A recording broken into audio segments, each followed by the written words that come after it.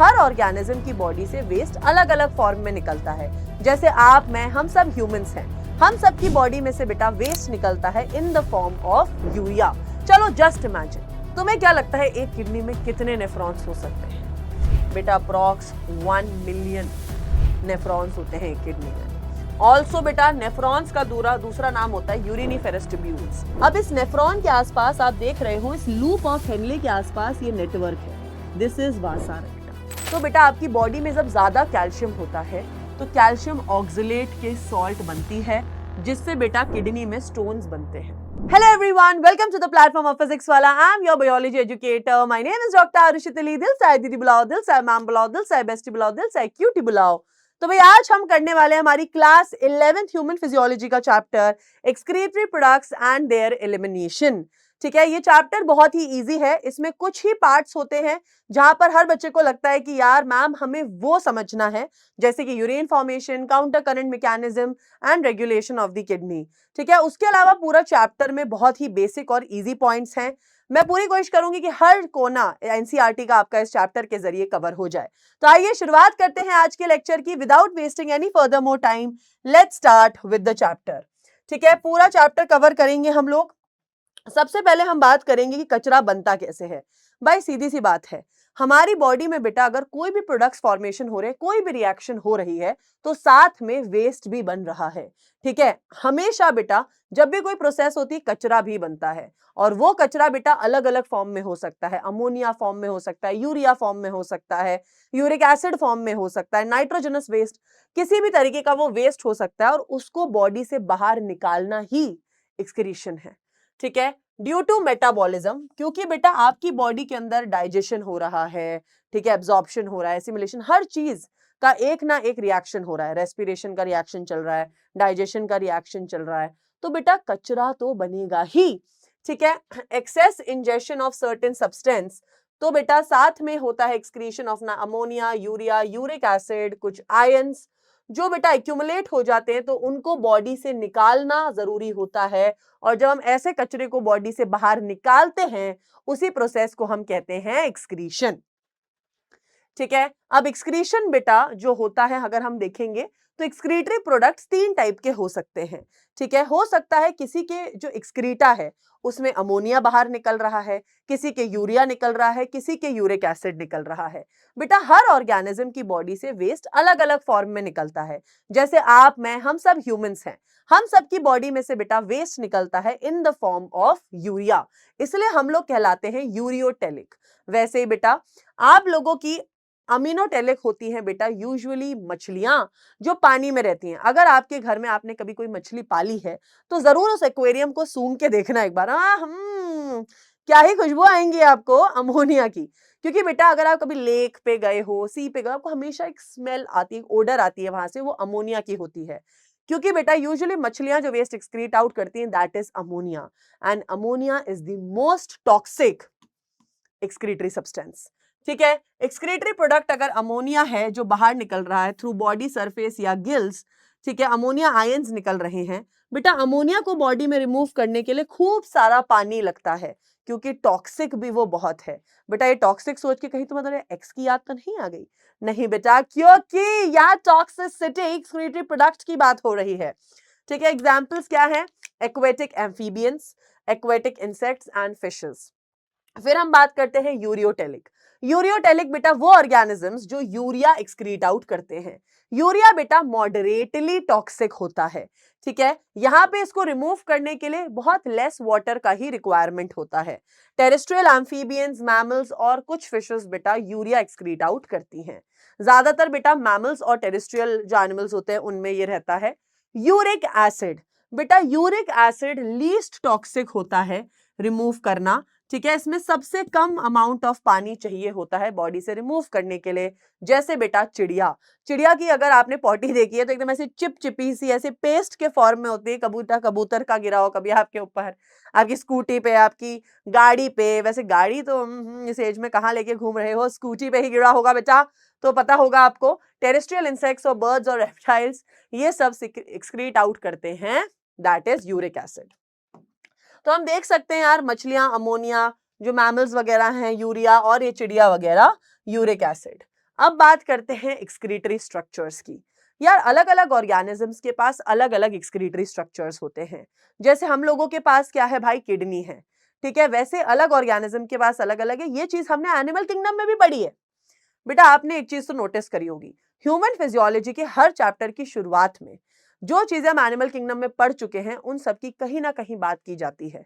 ठीक है, तो यहाँ पे बेटा बात हो रही है प्रोटोनेफ्रीडिया या फ्लेम सेल्स की। अगर याद तो वैसे कैसे ही होगा, कल क्या हुआ था पूछ लूंगी तो वो तुम्हें याद नहीं होगा, बट अब ये पूछ लूं कि एनिमल किंगडम में प्रोटोनेफ्रीडिया याद है, आई डोंट एक्सपेक्ट मच। तो बेटा जो आपके प्लैटी हेलमिंथीज थे, इनके पास बेटा होता है प्रोटोनेफ्रीडिया। ठीक है, ये आप देख सकते हैं इनकी बॉडी में होता है, और फ्लेम सेल्स होते हैं फॉर एक्सक्रीशन। ठीक है, ये आपके प्लैटी हेलमिंथीज, रोटिफर्स जैसे जूप्लैंक्टॉन्स, प्रोटोकॉर्डेट्स, एम्फिऑक्सिस, एनालिड्स में होते हैं। ठीक है, फिर आती है बेटा नेफ्रीडिया। प्रोटोनेफ्रीडिया के बाद आती है नेफ्रीडिया, जो कि होती है बेटा आपके अर्थ वॉर्म्स वगैरह में। तो बेटा ये अर्थ वॉर्म वगैरह के अंदर आप देख सकते हैं यहाँ पे होती हैं नेफ्रीडियाज। ठीक है, जहां से बेटा ये वेस्ट एक्सक्रीट आउट करते हैं। फिर आती है बेटा एंटीनरी ग्लैंड्स या ग्रीन ग्लैंड्स। क्रस्टेशियंस क्या होते हैं बेटा, जैसे प्रॉन्स, स्कॉर्पियंस। ठीक है, इनके अंदर बेटा यहाँ पे ये होती हैं, दिस इज एंटीनरी ग्लैंड्स, जहां से ये कचरा एक्सक्रीट आउट करते हैं। ठीक है, फिर आते हैं बेटा मैल्फीजियन ट्यूब्यूल्स। भाई आपके प्यारे प्यारे कॉकरोच इंसेक्ट्स, उनके पास होते हैं बेटा मैल्फीजियन ट्यूब्यूल्स। ये बेटा आपका कॉकरोच है, इसके पास ही देखोगे पतली पतली सी ट्यूब्स हैं, इन्हें कहते हैं मैल्फीजियन ट्यूब्यूल्स, जहां से कचरा एक्सक्रीट आउट करते हैं। और बेटा फिश, एम्फीबियंस, रेप्टाइल्स, मैमल्स, हमारे पास होती है किडनी। ठीक है, अनटिल एंड अनलेस आपने आईफोन के लिए उन्हें बेचा ना हो बेटा, वो आपके पास अभी भी हैं। ठीक है, फिर हम शुरू करते हैं ह्यूमन एक्सक्रीटरी सिस्टम। भाई आई होप आप सबके पास 2 किडनी है। ठीक है, तो बेटा हमारी बॉडी में होती है 2 किडनी। ठीक है, किडनी से निकलती हैं 2 यूरेटर। तो यहाँ पे आपको 2 यूरेटर भी नजर आ रही हैं। 2 यूरेटर के पास बेटा यहाँ पे हमारे पास होता है एक यूरिनरी ब्लैडर, और इस यूरिनरी ब्लैडर से निकलती है एक यूरेथ्रा। ठीक है, एक यूरिनरी ब्लैडर और एक यूरेथ्रा। फिर अगर आप देखोगे बेटा, आपकी किडनी भी जो होता है ब्लड को फिल्टर आउट कर रही है, किडनी में भी ब्लड पहुंच रहा है। उसके लिए बेटा यहाँ अयोटा और यहाँ वेना कावा। वेना कावा क्या कर रही है, वेना कावा बेटा किडनी से रीनल वेन के थ्रू जुड़ रही है। तो किडनी में जितना भी गंदा खून है वो इस रीनल वेन के थ्रू इस वेना कावा से हार्ट के पास जाता है। पर ऐसा तो है नहीं कि किडनी के पास सिर्फ गंदा खून है, किडनी के पास बेटा साफ खून भी तो पहुंचेगा। तो बेटा अयोटा किडनी के पास रीनल आर्टरी के थ्रू साफ खून भी पहुंचाती है। ठीक है, फिर बेटा आप देखेंगे किडनी के बारे में हम पढ़ेंगे। बेटा किडनी ना एकदम राजमा शेप की होती है, ऐसी सी। ठीक है, एक किडनी थोड़ी ऊंची होती है, एक किडनी थोड़ी नीचे होती है। सो किडनी क्या है, बीन शेप्ड की है बेटा। इसकी लेंथ होती है 10 से 12 सेंटीमीटर की, इसकी विड्थ होती है 5 से 7 सेंटीमीटर की, और थिकनेस बेटा 2 से 3 सेंटीमीटर की होती है। वजन में नापोगे तो 120 से 170 ग्राम की। ये डेटा बेटा आपकी एनसीईआरटी का ही डेटा है। ठीक है, अब आपकी किडनी होती कहाँ है? सो बेसिकली बेटा इस जगह पे आप देख सकते हैं, इन बिटवीन लास्ट थोरैसिक वर्टेब्री। तो अगर मैं आपको ऐसे बताऊं, एक बंदा बना देते हैं, इसकी पीठ बना देते हैं। अब इसकी पीठ में बेटा ये है वर्टेब्री, ऐसे चल रही है। तो इसकी पीठ में जो नीचे बेटा यहाँ पे अब आप देखो, इसकी थोरैसिक लास्ट थोरैसिक वर्टेब्री, ठीक है, इसकी लास्ट थोरैसिक वर्टेब्री T12 और इसकी L3 वर्टेब्री के बीच में इस जगह पे बेटा प्रेजेंट होती है किडनी। ठीक है, कहाँ पे प्रेजेंट होती है, T12 और L3 के पैरेलल में ये प्रेजेंट होती है, डोर्सल साइड पे ये किडनी प्रेजेंट होती है इधर कहीं। ठीक है, किडनी के ऊपर भी बेटा एक कवरिंग होती है जिसे हम लोग कहते हैं रीनल कैप्सूल। क्या कहते हैं हम इसको, रीनल कैप्सूल कहते हैं। ठीक है, जो बेटा आपकी किडनी की कवरिंग होती है।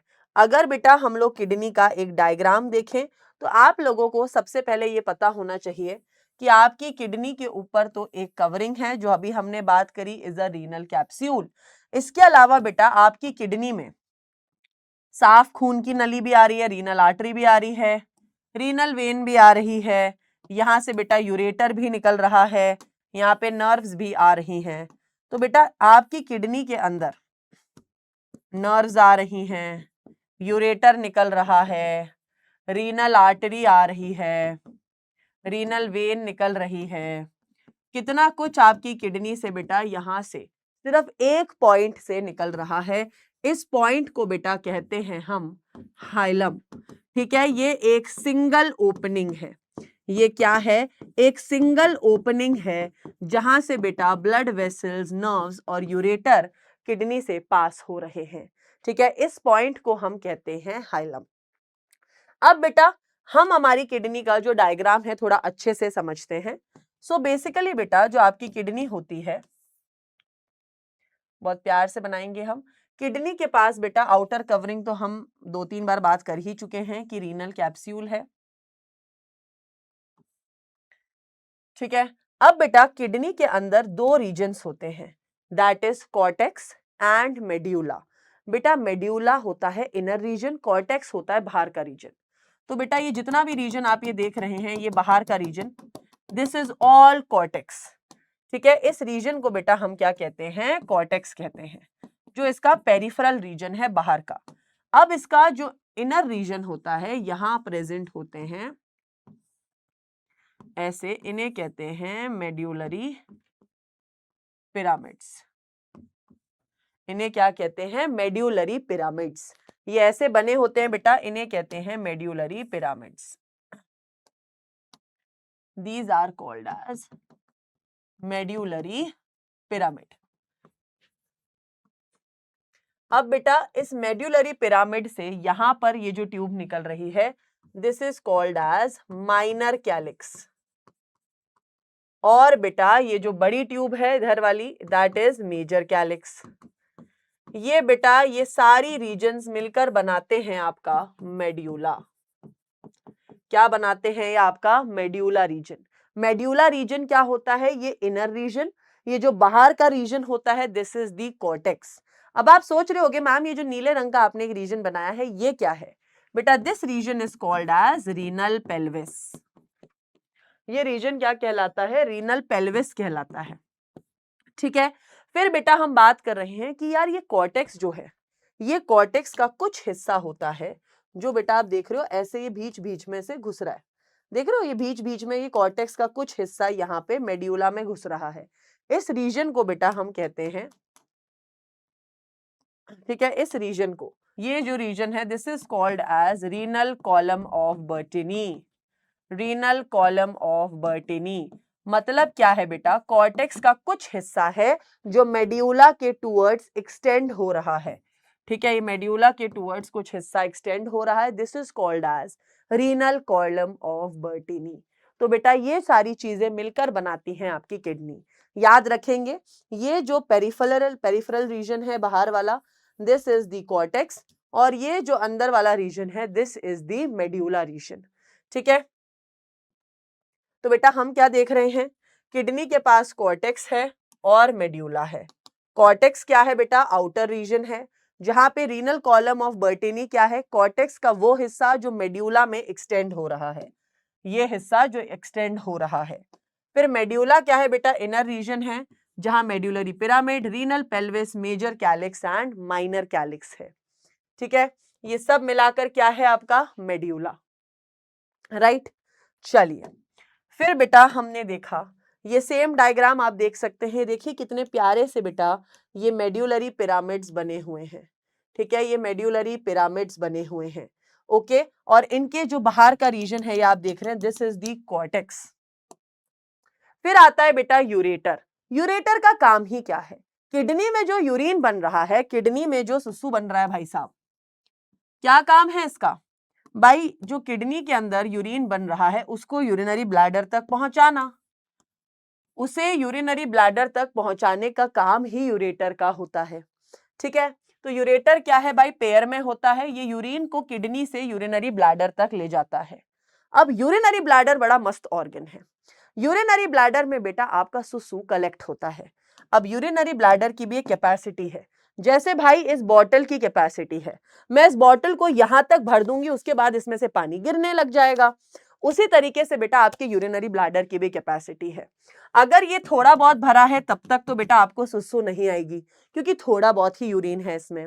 पर अगर ये भरता गया भरता गया भरता गया, ये बॉटल यहां तक भर दी, अब तो बेटा जैसे तुम्हारे को वो एक फीलिंग आती होगी कि यार मम्मी प्लीज गाड़ी रोक दो, हम लोगों को सुसु जाना है, कहीं तो वॉशरूम आ रहा होगा, उतार दो, है ना। जब भी हम कहीं बहुत लंबे रोड ट्रैवल पे जाते हैं ऐसा बहुत ज्यादा होता है, ठीक है। क्योंकि बेटा आपके यूरिनरी ब्लैडर के यहाँ पे होती है मसल, जिस मसल को हम कहते हैं डेट्रूसर मसल। ये मसल्स पे बेटा, ये मसल्स जो होती हैं, स्मूथ मसल्स होती हैं, जैसे ये स्ट्रेच होता है तो इन मसल्स के यहाँ पे रिसेप्टर्स होते हैं। ये रिसेप्टर्स बेटा दिमाग को सिग्नल भेजते हैं कि यार इस बंदे का जो यूरिनरी ब्लैडर है भाई वो तो फटने वाला है, भर चुका है, इसको सुसु आ रही है। तो बेटा आपका ब्रेन कहता है ओके फाइन, तो वो क्या करता है, वो इसके यूरेथ्रा के यहाँ पर सिग्नल देता है कि भाई यूरेथ्रा की डक्ट की जो मसल्स हैं इनको रिलैक्स कर दो ताकि यूरिन बाहर निकल सके। तो यूरिनरी ब्लैडर बेटा यूरिन स्टोर करता है, यहाँ डेट्रूसर मसल है। यूरेथ्रा की लेंथ बेटा मेल्स और फीमेल्स के अंदर अलग अलग होती है। बेटा फीमेल्स के अंदर यूरेथ्रा इतनी सी ही होती है, दैट इज 2 to 3 सेंटीमीटर की होती है, और यहां से यूरिन ही निकलता है। बट मेल्स में बेटा ऐसा नहीं होता है। मेल्स के अंदर क्या होता है, मेल्स की बॉडी में ये पेनिस है, ये स्क्रोटम है, ठीक है। सो बेसिकली मेल्स की बॉडी में बेटा होती है टेस्टीज, ठीक है। यहाँ पे है यूरिनरी ब्लैडर। तो ये जो टेस्टीज हैं बेटा यहां से निकलती है एक ट्यूब निकलती है। ये ट्यूब बेटा आगे इस यूरिनरी ब्लैडर के साथ जुड़कर पेनिस तक जाती है, इसे कहते हैं बेटा यूरेथ्रा। इसलिए जो मेल्स के अंदर बेटा यूरेथ्रा होती है, आप देख सकते हो ये यूरेथ्रा कितनी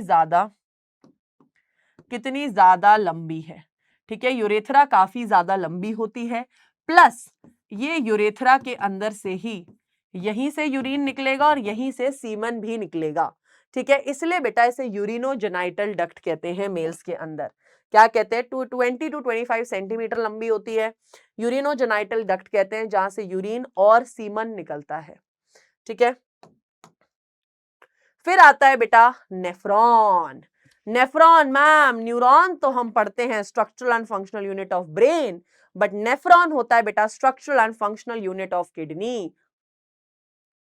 it is structural and functional unit of kidney. चलो जस्ट इमेजिन, तुम्हें क्या लगता है एक किडनी में कितने नेफ्रॉन्स हो सकते हैं? बेटा अप्रॉक्स 1 मिलियन नेफ्रॉन्स होते हैं एक किडनी में। ऑल्सो बेटा नेफ्रॉन्स का दूसरा नाम होता है यूरिनिफेरस ट्यूब्यूल्स। हो सकता है एग्जामिनर तुमसे कभी भी कोई ऐसा क्वेश्चन पूछ ले कि बताओ यूरिनिफेरस ट्यूब्यूल्स के बारे में, तो बहुत बच्चे सोचते हैं oh my God out of syllabus question पूछ लिया हमसे। तो नहीं बेटा, ये क्वेश्चन आउट ऑफ सिलेबस नहीं है, ये सिलेबस का ही पार्ट है, ठीक है, बस हमें पता नहीं होता है। तो नेफ्रॉन के बेटा दो हिस्से होते हैं, that is the renal corpuscles और मैल्फिजियन बॉडी और रीनल ट्यूब्यूल्स। तो बेटा अब मैं आपको एक बार डायग्राम बना के दिखाती हूं इसका। सो बेसिकली जो नेफ्रॉन होता है,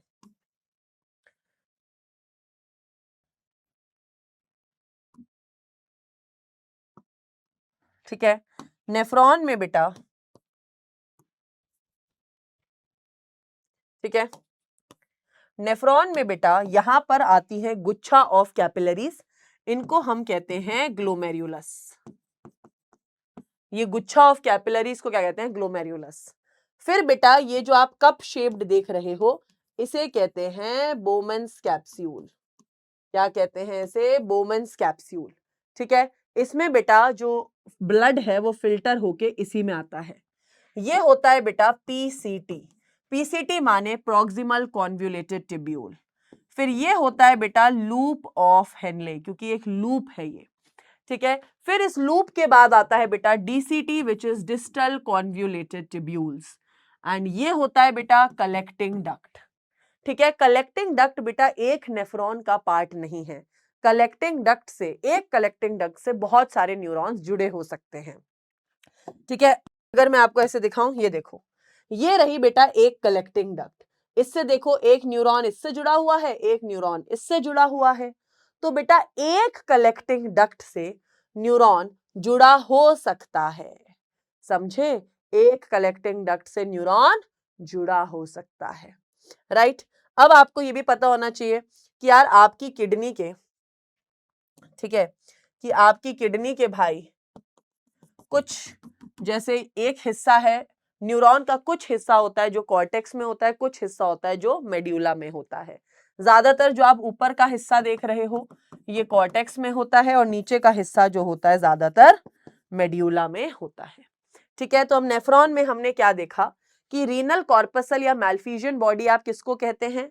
ग्लोमेरुलस और बोमेन्स कैप्सूल को। ग्लोमेरुलस और बोमेन्स कैप्सूल को हम क्या कहते हैं? मैलफिजियन बॉडी या रीनल कॉर्पसल। और ये ट्यूब, ये ट्यूब, ये ट्यूब, ये कहलाते हैं रीनल ट्यूब्यूल्स, ठीक है। PCT proximal convoluted tubule, DCT distal convoluted tubules, LOH is loop of Henle and CD is collecting duct which is not a part of a single nephron, ठीक है। Glomerulus क्या है बेटा? Glomerulus is a tuft of capillaries, ठीक है। फिर बेटा हम लोग देखते हैं अब एक क्वेश्चन कि क्रस्टेशियंस, क्रस्टेशियंस में क्या क्या आते हैं? क्रस्टेशियंस में बेटा आते हैं जैसे आपके प्रॉन्स, इनके पास बेटा कौन सी ग्लैंड थी? एंटीनल ग्लैंड, ग्रीन ग्लैंड या बोथ? तो बेटा इनके पास कौन सी ग्लैंड्स हैं जो एक्सक्रीशन करवाती हैं? दैट इज एंटीनल या ग्रीन ग्लैंड्स कह सकते हो, ठीक है, बोथ। फिर बेटा मैलफिजियन बॉडी या रीनल कॉर्पसल किस चीज में मदद करते हैं? तो मैलफिजियन और रीनल कॉर्पसल किससे बनते हैं? Glomerulus along with collecting duct, glomerulus along with DCT, glomerulus along with Bowman's capsule। फिर क्वेश्चन है लीस्ट टॉक्सिक नाइट्रोजनस वेस्ट क्या होता है? दैट इज बेटा यूरिक एसिड, लीस्ट टॉक्सिक, ठीक है। किडनी बेटा रेडिश ब्राउन कलर की होती है, हाँ जी। किडनी बीन शेप्ड की होती है, हाँ जी। ये बेटा T12 और L3 वर्टिब्री के बीच में लोकेटेड होती है, ठीक है। तो ये यही पूछ रहा है 12th thoracic vertebrae and 3rd lumbar, इनके बीच में आपकी किडनी होती है। बेटा part of kidney through which ureter, blood vessel और नर्व्स, बेटा वो किडनी का हिस्सा जहां से ब्लड वेसल्स, नर्व्स सब निकलती हैं, इस हिस्से को क्या कहते हैं? हाइलाम, वो हिस्सा जहां से ये सारी चीजें किडनी से अंदर बाहर होती हैं। कॉलम ऑफ बर्टीनी, बेटा हमारे यहाँ पे ऐसे रीनल पिरामिड थे पर कुछ कॉर्टेक्स का हिस्सा था जो बेटा मेड्यूला में एक्सटेंड हो रहा था, इस हिस्से को कहते थे column of Bertini, found in kidney of mammals, formed as extension of cortex in medulla. ये कॉर्टेक्स का हिस्सा जब मेड्यूला में एक्सटेंड होता है, ठीक है। वासा रेक्टा क्या होती है? अब बेटा आपको क्या लगता है आपका नेफ्रॉन इतना टेढ़ा मेढ़ा है, क्या उसके आसपास कोई ब्लड वेसल्स नहीं होंगी? ऑफ कोर्स होंगी, ठीक है। आपका नेफ्रॉन बेटा अकेला नहीं होता है। अब मैं आपको एक बार डायग्राम बना के दिखाऊंगी, आपको समझ आएगा। तो बेटा ये है आपका प्यारा सा नेफ्रॉन। बेटा इस चैप्टर में इतनी बार नेफ्रॉन बनाओगे ना कि नेफ्रॉन से प्यार सा होने लगेगा, इतनी बार नेफ्रॉन बनता है। तो यार जो नेफ्रॉन है आपका, इसके पास बेटा यहाँ पे ब्लड वेसल्स भी हैं। तो बेटा जो ब्लड वेसल्स हैं, ठीक है, एक सेकेंड, तो ये ब्लड वेसल्स बेटा न्यूरॉन के आसपास ही घूम रही होती है, ठीक है। आपका जो नेफ्रॉन है बेटा, सब लोगों को लगता है कि यार बेचारा नेफ्रॉन, नहीं बेटा वो बेचारा नहीं, अकेला नहीं हो दुनिया में। इसमें बेटा अगर यूरिन बह रहा है इस तरीके से, तो बेटा इस तरीके से न्यूरॉन से यूरिन बह रहा है, तो उसी तरीके से बेटा इधर ब्लड बह रहा है, ठीक है। यहाँ पे भी इन ब्लड वेसल्स में भी ब्लड बह रहा है, ठीक है। तो बेसिकली बेटा आपकी ये जो लूप ऑफ हेनले है और ये ब्लड वेसल्स हैं, इस रीजन को बेटा हम कहते हैं वासा रेक्टा, ठीक है। क्या कहते हैं? वासा रेक्टा। जब बेटा आपका ये है आपका efferent arteriole, this is efferent arteriole, ये जो आप ब्लड वेसल देख रहे हो, ये जो आती है this is afferent arteriole, this is afferent arteriole, this is efferent arteriole. तो एफरेंट आर्टीरियोल जो है, efferent arteriole, efferent arteriole forms network of capillaries around different part of nephron called as peritubular capillaries। हमने क्या देखा कि nephron के आसपास बेटा जो ये कैपिलरीज बन रही हैं, this network is called as peritubular capillaries. But specifically ये हिस्सा जो लूप ऑफ हेनले के पास में बन रहा है, ये जुट, this is called as vasa recta. ठीक है, capillary network around loop of Henle is called as vasa recta. ठीक है, डिसेंड। अब यहां पर क्या हो रहा है, अब एक चीज देखो यहाँ पे बेटा this is descending ascending loop of Henley, this is descending loop of Henley. Descending क्यों? क्योंकि नीचे जा रहा है यूरिन। ये असेंडिंग क्यों? क्योंकि ऊपर जा रहा है। यहां बेटा खून नीचे आ रहा है, मतलब क्या है ये? Descending vasa रेक्टा। यहाँ पे खून ऊपर जा रहा है, मतलब असेंडिंग वासा रेक्टा। तो आपकी एनसीईआरटी ऐसा बता रही है कि भाई ये असेंडिंग लूप ऑफ हेनले और ये डिसेंडिंग वासा रेक्टा पैरेलल है। यहाँ पर डिसेंडिंग लूप ऑफ हेनले और असेंडिंग वासा रेक्टा पैरेलल है। ये दोनों पैरेलल हैं, ये दोनों पैरेलल है। हाँ जी, हम भी देख सकते हैं ये बात। ठीक है, तो यही कह रहे हैं descending vasa recta is parallel to ascending loop of Henle and ascending vasa recta is parallel to descending loop of Henle. ठीक है, फिर देखिए आप, ये रहा बेटा आपका नेफ्रॉन। अब इस नेफ्रॉन के आसपास आप देख रहे हो, इस लूप ऑफ हेनले के आसपास ये नेटवर्क है, दिस इज वासा रेक्टा। ठीक है, स्पेसिफिकली आप लोग ध्यान दीजिए इस रीजन पे, दिस इज वासा रेक्टा, और इसी का डायग्राम हमने बनाया। अब बेटा नेफ्रॉन भी अलग अलग टाइप के होते हैं, कुछ नेफ्रॉन हाइट में छोटे, कुछ नेफ्रॉन जिनकी हाइट लंबी। तो बेटा अब मैं आपको समझाने जा रही हूं कॉर्टिकल और मेड्यूलरी नेफ्रॉन के बारे में। तो यार मैं ना किडनी का हिस्सा थोड़ा ऐसा बना रही हूं कि मान लीजिए this is the cortex and this region is medulla. मान लो किडनी को मैंने यूं करके रखा है, मतलब दिस इज किडनी। ठीक है, अब किडनी को आप दो हिस्से में तो डिवाइड कर ही सकते हो कि ऊपर वाला हिस्सा कॉर्टेक्स, नीचे वाला मेड्यूला, यही मैंने ऐसे ड्रॉ कर दिया है।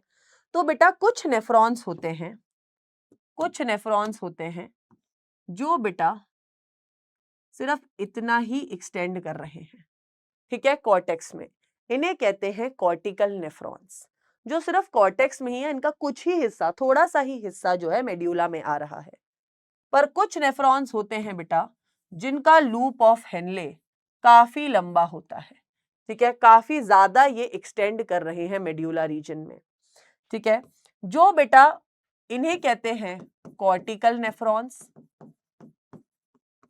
जो बेटा कॉर्टेक्स में है मेजॉरिटी, इन्हें कहते हैं जक्स्ट्रा मेड्यूलरी नेफ्रॉन्स। ठीक है, क्योंकि बेटा ये मेड्यूला में एक्सटेंड हो रहे हैं।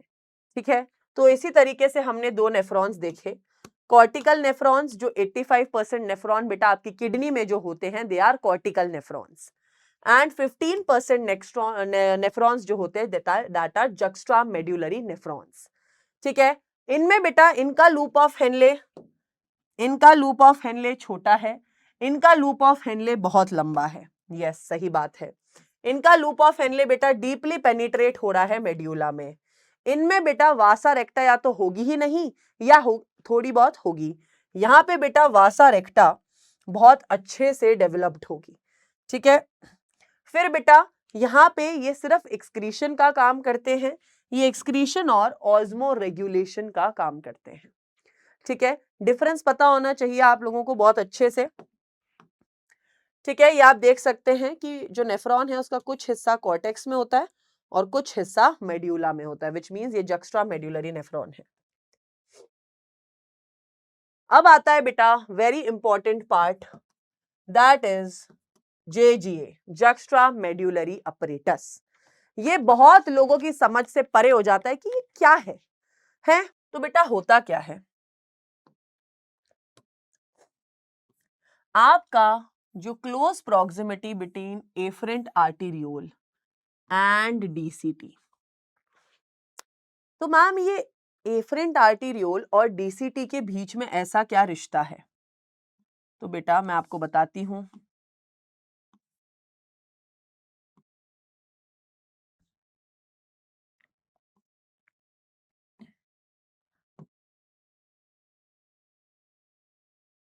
ये है बेटा आपका नेफ्रॉन। ठीक है, तो ये रिश्ता है बेटा, ये रिश्ता है ये एफरेंट आर्टीरियोल, ये एफरेंट आर्टीरियोल और इस डीसीटी के बीच का, इस आर्टीरियोल और डीसीटी के बीच का रिश्ता है।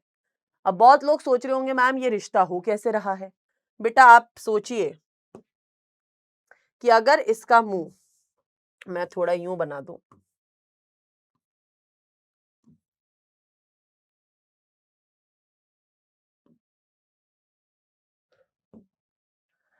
ठीक है, नेफ्रॉन का, तो यहां पे बेटा ये रही लूप्स। तो बेटा यहां पे ये जो नेफ्रॉन है इसके इस एफरेंट आर्टीरियोल, ये एफरेंट आर्टीरियोल और ये है आपकी DCT, this is afferent arteriole और ये है बेटा डीसीटी। इनके बीच में बेटा बहुत क्लोज प्रॉक्सिमिटी है। ठीक है, बहुत क्लोज प्रॉक्सिमिटी है। दिस इज कॉल्ड एज बेटा जेजीए। अब होता क्या है मैं आपको दिखाती हूं थोड़ा सा ऐसे गहराई से बना के। ये है आपका ग्लोमेरुलस, ये मान लीजिए, थोड़ा क्लैरिटी से डायग्राम बना के दिखाती हूँ आपको।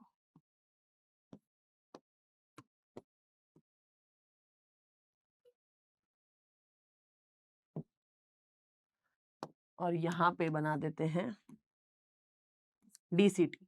तो बेटा डीसीटी के यहाँ पे कुछ सेल्स होते हैं, दिस इज डीसीटी। इसके सेल्स को कहते हैं मैक्यूला डेंसा। और बेटा ये है आपका एफरेंट आर्टीरियोल। इसके यहाँ पे जो सेल्स होते हैं इन्हें कहते हैं जेजी सेल्स। क्या कहते हैं इन्हें? जेजी सेल्स। तो बेटा इनके बीच में जो ये क्लोज प्रॉक्सिमिटी है इस रीजन को कहते हैं जक्स्ट्रा ग्लोमेरुलर अपरेटस। मतलब यहाँ पे भी कुछ सेल्स हैं, इसके यहाँ पे कुछ सेल्स हैं। समझे? इन सेल्स को जो इफरेंट आर्टीरियोल में है these are called as JG cells और जो डीसीटी में है इन्हें कहते हैं मैक्यूला डेंसा। इनके बीच में ये जो क्लोज प्रॉक्सिमिटी है this is called as JGA, juxta glomerular apparatus. ठीक है, कैसे बनता है ये अभी देखते हैं वापस से कि smooth muscle fibre of afferent arteriole, बेटा एफरेंट आर्टीरियोल के पास होते हैं जेजी सेल्स और बेटा डीसीटी के पास जो होते हैं क्यूबॉइडल सेल्स उन्हें कहते हैं मैक्यूला डेंसा। ये दोनों मिलकर बेटा बनाते हैं JGA, juxta glomerular apparatus. Question में पूछ लिया जाता है एफरेंट आर्टीरियोल के स्मूथ फाइबर्स जिसमें कौन से सेल्स हैं? JG cells. और इनके कौन से सेल्स हैं? Macula densa cells. ठीक है, ये जेजी सेल्स बेटा सिक्रीट आउट करते हैं रेनिन को। अभी रेनिन किस काम आता है हम अभी थोड़ी देर में पढ़ेंगे, बट आपको पता होना चाहिए कि क्या सिक्रीट करता है। ठीक है, आप आई होप आप समझ गए। डीसीटी के सेल्स को मैक्यूला डेंसा, क्यूबॉइडल एपिथेलियम है ये, और बेटा एफरेंट आर्टीरियोल के इन सेल्स को कहते हैं जेजी सेल्स। क्लियर? तो ये आप देख सकते हैं बेटा डीसीटी के सेल्स और एफरेंट आर्टीरियोल के सेल्स के बीच का जो ये कनेक्शन है this is JGA. Question, in majority of nephrons the loop of Henley, भाई छोटा होता है, ठीक है, extend only very little into the medulla, medulla में बहुत ही कम एक्सटेंड होता है ये। फिर भाई structural unit of kidney are nephrons not neurons. Okay, incorrect about vasa recta. ठीक है, वासा रेक्टा रीनल ट्यूब्यूल का पार्ट है नहीं। यू शेप्ड वेसल्स हैं जो लूप ऑफ हेनले के अराउंड रन करती हैं। यस, सही बात है। It originates from afferent arteriole. तो बेटा आपको बताना है कि ये एफरेंट आर्टीरियोल से ओरिजिनेट होती है, नहीं बेटा इफरेंट आर्टीरियोल से ओरिजिनेट होती है। ऑल ऑफ दी फक, it is U shaped vessel running parallel to loop of Henle. Incorrect statement बतानी है हमको, इनकरेक्ट। ये रीनल ट्यूब्यूल का पार्ट है, नहीं यार ये रीनल ट्यूब्यूल का पार्ट तो नहीं होता। फिर it is U shaped vessel running parallel to loop of Henle, ये तो सही है। इट ओरिजिनेट्स फ्रॉम एफरेंट नहीं इफरेंट आर्टीरियोल। हालांकि ऑल ऑफ दी अबव ही गलत है क्योंकि ये एग्जैक्टली यू शेप्ड नहीं है, ये एक नेटवर्क बनाती है। यू शेप्ड तो बेटा आपका लूप ऑफ हेनले होता है, शायद तभी इस ये स्टेटमेंट को गलत ठहरा रहे हैं। ठीक है, next, what is the full form of JGA? Juxta glomerular apparatus.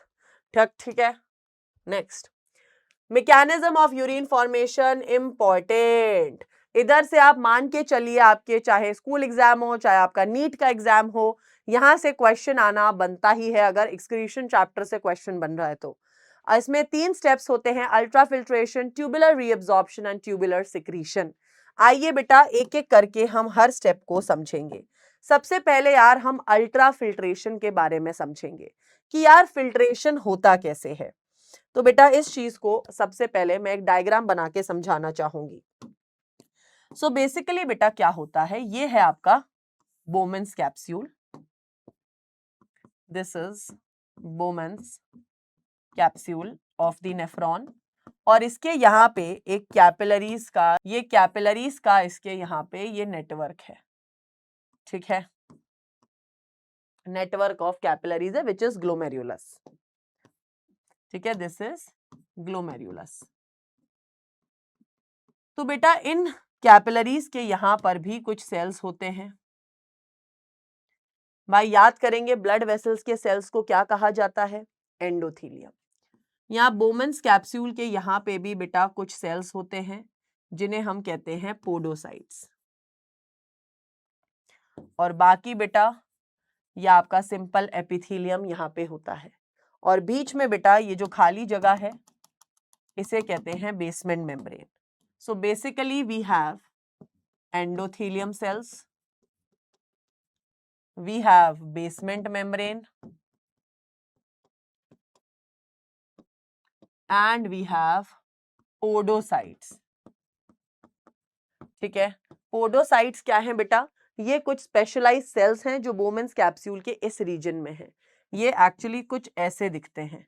ठीक है, ये ऐसा दिखता है ये पोडोसाइट। और बेटा यहाँ पे क्या है? सिंपल स्क्वैमस एपिथेलियम है यहाँ पे भी। तो बेटा यहाँ पे जो साइड में बाकी सेल्स हैं वो ये। तो बेटा ये जो 3 सेल्स की जो लेयर है ये बनाती है फिल्ट्रेशन मेम्ब्रेन। ठीक है, फिल्ट्रेशन मेम्ब्रेन है ये।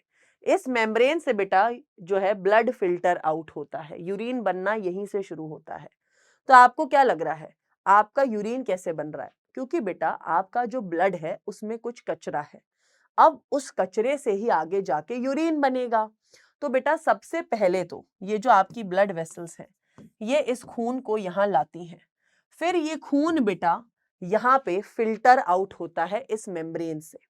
जब वो फिल्टर आउट हो जाता है वो कहलाता है फिल्ट्रेट। ठीक है, फिल्ट्रेट। तो बेटा जिसे कहते हैं अल्ट्रा फिल्ट्रेशन। जब यूरिन बेटा जो ब्लड आपका है वो इन 3 लेयर से पास आउट हो रहा है, एंडोथेलियम, बेसमेंट मेम्ब्रेन एंड ये पोडोसाइट्स की लेयर, इन 3 लेयर से वो फिल्टर आउट हो रहा है। तो बेटा क्या है? 1/5 of the blood, 1/5 of the blood pumped by the heart. बेटा हार्ट कितना लीटर ब्लड पंप करता था? हमने बॉडी फ्लूइड एंड सर्कुलेशन में पढ़ा है 5 लीटर, मतलब 5000 ml हमारा जो हार्ट है वो ब्लड पंप करता है।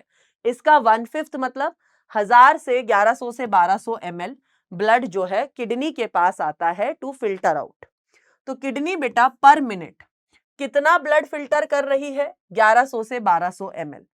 अब बेटा फिल्टर होते समय यार कुछ चीजें, अच्छी चीजें भी फिल्टर हो जाती हैं, जैसे ग्लूकोज, कुछ अमीनो एसिड्स, वो फिल्टर हो जाते हैं। मतलब most of the plasma, only plasma gets filtered, leaving proteins, blood gets filtered due to pressure. तो बेटा क्या होता है? अभी हमने देखा कि जो ये आपका नेफ्रॉन है, ठीक है, अभी आप बस यहाँ पे समझो। सो बेसिकली हमारे यहाँ पे बेटा झुंड जो था ब्लड वेसल्स का, ये यहाँ पे कचरा ला रहा है, कचरा आ गया। अब ये कचरा यहाँ से फिल्टर हो रहा है, ये ब्लड यहाँ से फिल्टर हो रहा है। तो फिल्टर के टाइम बेटा waste, plasma, glucose, amino acid, बहुत सारी चीजें फिल्टर हो जाती हैं, वाटर, तो बहुत कुछ बेटा फिल्टर हो जाता है। जो ये फिल्टर हो रहा है बेटा, इन इन चीजों को हम क्या कहते हैं, इन सारी चीजों को हम कहते हैं फिल्ट्रेट। जो बेटा यहाँ पे इसमें फिल्ट्रेशन मेम्ब्रेन से जो चीजें फिल्टर होके नेफ्रॉन में आ चुकी हैं, these are called as filtrate. ये होता है बेटा अल्ट्रा फिल्ट्रेशन में। हर मिनट 1100 से 1200 ml ब्लड फिल्टर आउट होता है। ठीक है, ये बेटा जीएफआर क्या होता है? अब जीएफआर पे बहुत बच्चे क्वेश्चन पूछते हैं, मैम व्हाट इज जीएफआर? बेटा ग्लोमेरुलर फिल्ट्रेशन रेट, कि कितना यूरिन फिल्टर आउट हो रहा है पर यूनिट टाइम। तो बेटा 125 ml यूरिन फिल्टर हो रहा है 1 मिनट में, मतलब हर 1 मिनट में 125 ml यूरिन फिल्टर आउट हो रहा है, मतलब पूरे दिन में 180 लीटर यूरिन बेटा, मतलब ब्लड बेटा फिल्टर कर रही है आपकी किडनी। मतलब आप सोच रहे हो किडनी कितनी इंपॉर्टेंट है। लोग सोचते हैं किडनी सिर्फ एक्सक्रीशन कर रही है, बेटा excretion is a very very big process. अगर आपको नहीं पता मैं बताती हूँ, क्लास 10th में आपने पढ़ा होगा, excretion is a life process, जो बेटा आपकी जिंदगी चला रही है। एक्सक्रीशन एक बहुत ही इंपॉर्टेंट प्रोसेस है आपकी बॉडी की। तो यहां पर बेटा ये जितना फिल्टर हो रहा है, मतलब 125 ml पर मिनट फिल्टर हो रहा है, मतलब 180 लीटर ब्लड जो है यहाँ फिल्टर हो रहा है। This is GFR, glomerular filtration rate. 125 ml per minute आपका जो ब्लड है यहाँ फिल्टर हो रहा है, this is called as ultra filtration. अब यार, अब जो ये है ये आगे बढ़ेगा। अब ये आगे बढ़ता है, उसके प्रोसेस सेकेंड स्टेप होता है, दैट इज ट्यूब्युलर रीएब्जॉर्प्शन। क्योंकि बेटा अब आपके नेफ्रॉन में यहां पे बेटा कौन कौन सी ट्यूब्यूल्स हैं? तो बेटा अगर आप देखेंगे, आपका पीसीटी है, आपका लूप ऑफ हेनले है, आपका डीसीटी है और कलेक्टिंग डक्ट है। तो इन सब में से बेटा अब आपका यूरिन पास आउट होगा। तो अब हम ये प्रोसेस पढ़ेंगे कि यार आपका जब यूरिन यहां से निकल रहा होता है, तो यार इस यूरिन के अंदर कुछ अच्छी सब्सटेंसेस भी आ गई हैं। जैसे हमने अभी थोड़ी देर पहले ही देखा, इसमें ग्लूकोज भी आ गया है, अमीनो एसिड्स भी आ गए हैं, पानी भी आ गया है। तो यार ऐसा तो नहीं है कि ये सारी चीजों को हम इग्नोर कर देंगे, इन सारी चीजों को हमें ध्यान रखना पड़ेगा। इनमें से अच्छी अच्छी चीजों को वापस खींचना पड़ेगा बॉडी के अंदर, क्योंकि हमें, हमारा मकसद है बॉडी से कचरा निकालना, ना कि अच्छी चीजें निकालना। ठीक है, हमारा क्या काम है? कचरा निकालना शरीर के अंदर से, ना कि अच्छी चीजें। तो बेटा 4 जगह रीएब्जॉर्प्शन होगा, PCT, LOH, DCT and collecting duct. तो अब यही चीज हम समझेंगे। आइए नेफ्रॉन का डायग्राम बना लेते हैं। बहुत प्यार से, बहुत अच्छे से समझाऊंगी बेटा, बस आपको समझने वाला दिमाग होना चाहिए। ट्रस्ट में बहुत अच्छे से समझ आएगा। ठीक है, बहुत ही अच्छे से समझ आएगा। तो बेटा अब आपका जो फिल्ट्रेट है, जो अल्ट्रा फिल्ट्रेशन से यहां पहुंचा है, वो सबसे पहले बेटा पहुंचेगा आपके पीसीटी में। This is proximal convoluted tubule. अब पीसीटी में बेटा ग्लूकोज, अमीनो एसिड और जितनी भी अच्छी सब्सटेंसेस हैं, ठीक है, जैसे कि क्या क्या, ग्लूकोज, ठीक है, आपका ग्लूकोज हो गया, अमीनो एसिड्स हो गए, ठीक है, ये जितनी भी अच्छी चीजें हैं, ये सारी क्या होंगी? रीएब्जॉर्ब होने लगेंगी। ठीक है, सारी अच्छी अच्छी चीजें रीएब्जॉर्ब होंगी। तो ये रीएब्जॉर्ब क्या क्या हो रहा है बेटा? ये एक्टिव रीएब्जॉर्प्शन हो रहा है। एक्टिव रीएब्जॉर्प्शन क्या होता है? मतलब एनर्जी लग रही है इस प्रोसेस में। भाई हमारी बॉडी की भी एनर्जी लग रही है अच्छी चीजों को बॉडी में खींचने के लिए। और बेटा कुछ चीजें होंगी, ठीक है, कुछ चीजें ऐसी होंगी, कुछ आयंस ऐसे होंगे जो बेटा पैसिवली रीएब्जॉर्ब हो जाएंगे, पैसिवली रीएब्जॉर्ब हो जाएंगे।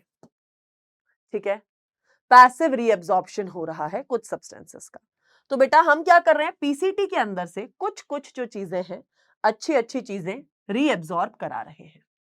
अब बेटा हर चीज की एक ऑस्मोलैरिटी है। ठीक है, तो यहां पे अभी तक 300 मिली ऑस्मोलीटर ऑस्मोलैरिटी 300 चल रही है। यहां पे भी ऑस्मोलैरिटी अभी, पीसीटी में भी ऑस्मोलैरिटी अभी 300 चल रही है। ठीक है, हमने चीजें एब्जॉर्ब करी। तो थोड़ा पीसीटी के बारे में देख लेते हैं।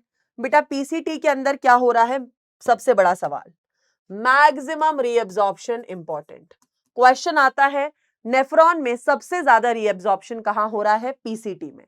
बेटा एक्टिव रीअब्जॉर्प्शन भी हो रहा है, पैसिव रीअब्जॉर्प्शन भी हो रहा है। एक्टिव रीअब्जॉर्प्शन किसका हो रहा है, glucose, amino acid, sodium, potassium और कुछ न्यूट्रिएंट्स का। Passive reabsorption water, H+, chlorine, bicarbonate और यूरिया का। ठीक है, तो बस आपको ये याद रखना है, क्वेश्चन पूछ लेगा, विच of the following is actively reabsorbed in PCT, which of the substances are passively reabsorbed in PCT, where does maximum absorption takes place in PCT। ठीक है, अब बेटा यूरिन आएगा, अब ऑफ कोर्स ये यूरिन आगे बढ़ेगा, ये यूरिन आ गया बेटा, this is descending loop of Henley, descending loop of Henley. अब डिसेंडिंग लूप ऑफ हेनले क्या होती है, it is permeable for water and impermeable for electrolytes, मतलब यहां से सिर्फ पानी बाहर निकल सकता है। तो यहां से बेटा पानी जो है रीअब्सॉर्ब कर लिया जाता है, क्योंकि यार हम चाहते हैं कि हमारा जो यूरिन है ना, हम उसमें से जितनी भी अच्छी चीजें एब्जॉर्ब कर लें। तो यहाँ पे बेटा हमने पानी रीअब्सॉर्ब कर लिया।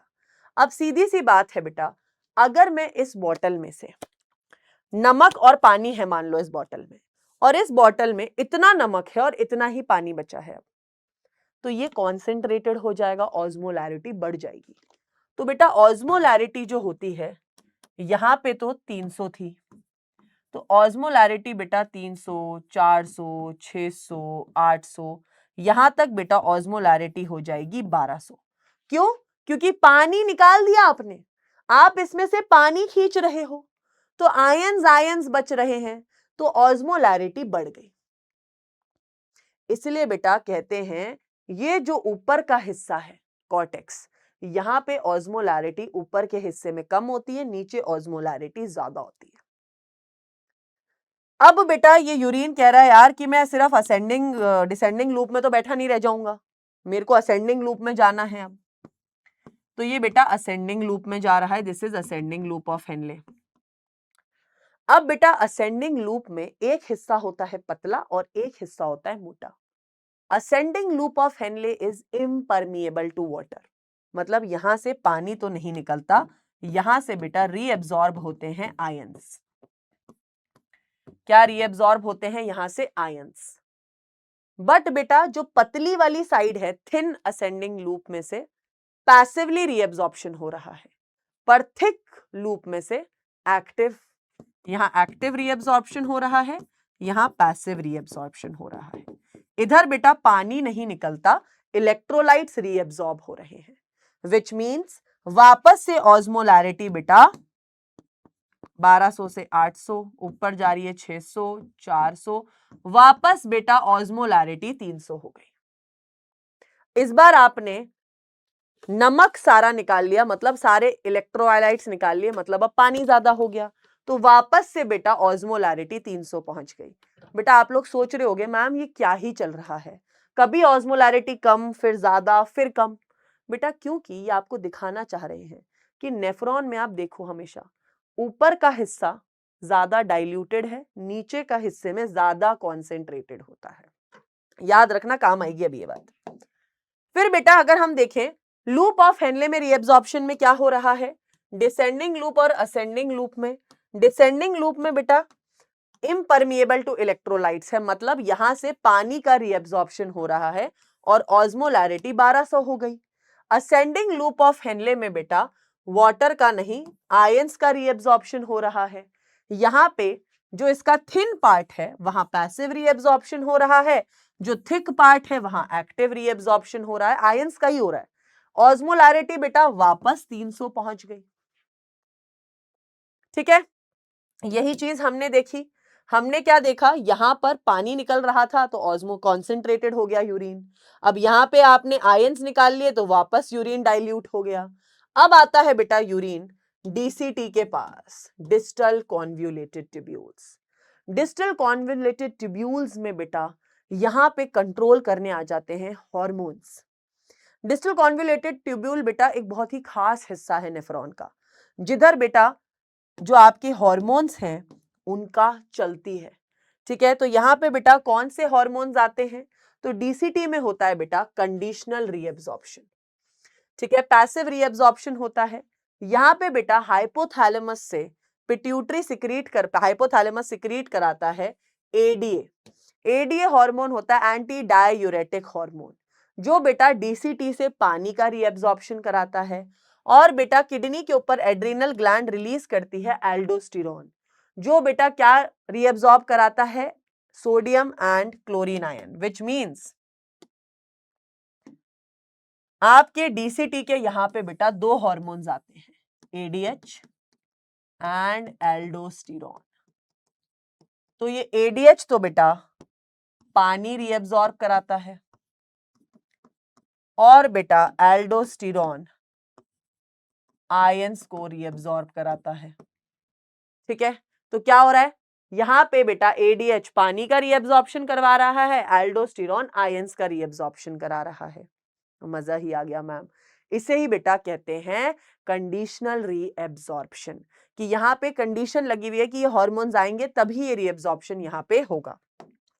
अब आखिरी में बेटा यूरिन थक हार के पहुंच जाता है हमारे कलेक्टिंग डक्ट के पास। कहां पहुंच जाता है, हमारे इस कलेक्टिंग डक्ट के पास। अब कलेक्टिंग डक्ट के पास बेटा यूरिन आ चुका है। अब बेटा ये यूरिन में से कलेक्टिंग डक्ट के समय बहुत सारा जितना भी अब पानी है वो रीएब्जॉर्ब होता जाता है, विच मीन्स ऑस्मोलैरिटी बेटा 300 से वापस 1200 हो गई। तो बेटा जो यूरिन आप एक्सक्रीट आउट करते हो वो बहुत कॉन्सेंट्रेटेड होता है। इसलिए आप सबको कहा जाता है कि पानी ज्यादा पियो, क्योंकि बेटा अगर आप पानी कम पियोगे तो आपका नेफ्रॉन रीएब्जॉर्ब कैसे करेगा पानी, तो बेटा यूरिन वैसे भी आपका कॉन्सेंट्रेटेड आता है। और अगर आप पानी नहीं पी रहे तो आपका यूरिन बहुत ज्यादा कॉन्सेंट्रेटेड आएगा, विच मीन्स हो सकता है आपको यूरिनरी इन्फेक्शन हो जाए, नीचे जलन होने लगे। इसलिए बेटा कहते हैं बहुत सारा पानी पियो। और आई थिंक ये चीज तो मेरे से बेटर कौन ही सिखा सकता है, मैं बहुत ज्यादा पानी पीती हूँ। मैं ये तो नहीं कहूंगी मैं बहुत सारा पानी पीती हूँ, बट हाँ मैं ना पूरी कोशिश करती हूँ कि मैं एक क्लास में टारगेट लगती हूँ कि एक क्लास में मैं एक पूरी बॉटल खत्म कर दूं। मैं बहुत धीरे धीरे पानी पीती हूँ, सिप्स में पीती हूँ। इसलिए आप बहुत लोगों को लगता होगा मैम कितना पानी पीती हूँ, टैंकर है क्या मैम? मैं बहुत ड्यूरेशंस में पीती हूँ पानी। ठीक है, तो अब मैं एक बार इस पूरे यूरिन फॉर्मेशन को समझाती हूँ वापस से, रीएब्जॉर्प्शन को। हमने बेटा अभी तक क्या देखा था, हमने देखा था कि यहां से जो ब्लड आया वो फिल्टर हुआ। ठीक है, 300 मिली ऑस्मोलीटर फिल्टर हुआ। इस फिल्टर में ग्लूकोज अमीनो एसिड्स भी थे। तो बेटा हमने ग्लूकोज अमीनो एसिड और कुछ आयंस को पीसीटी में से एक्टिवली एनर्जी की मदद से रीअब्सॉर्ब कर लिया। कुछ चीजें थी जैसे water, urea, chlorine ions, bicarbonate ions, उनको हमने पैसिवली रीअब्सॉर्ब कर लिया। फिर बेटा जो यूरिन है इस डिसेंडिंग लूप ऑफ हेनले में आया। डिसेंडिंग लूप ऑफ हेनले में परमिएबल टू वाटर है, तो यहां से हमने पानी रीअब्सॉर्ब करा। जब आप बेटा आयंस के अंदर से पानी निकाल लोगे तो यूरिन कॉन्सेंट्रेटेड हो गया, 300 से यूरिन पहुंच गया 1200। पर बेटा अब यूरिन गया असेंडिंग लूप ऑफ हेनले में। असेंडिंग लूप ऑफ हेनले में क्या है, यहां पे बेटा आयंस को बाहर निकाल लिया, तो यूरिन वापस डाइल्यूट हो गया, वापस 300 मिली ऑस्मोलीटर हो गया। फिर बेटा डीसीटी में तो काफी न्यूट्रल चला, क्योंकि यहाँ पे पानी भी और आयंस भी रीएब्सॉर्ब हुए, कंडीशनल रीएब्सॉर्प्शन। एडीएच हार्मोन ने पानी रीएब्सॉर्ब कराया, एल्डोस्टेरोन ने आयंस रीएब्सॉर्ब कराए। फिर बेटा यूरिन गया कलेक्टिंग डक्ट में। कलेक्टिंग डक्ट में बेटा पानी रीएब्सॉर्ब हुआ। पानी रीएब्सॉर्ब हुआ मतलब यूरिन कॉन्सेंट्रेटेड हो गया वापस से।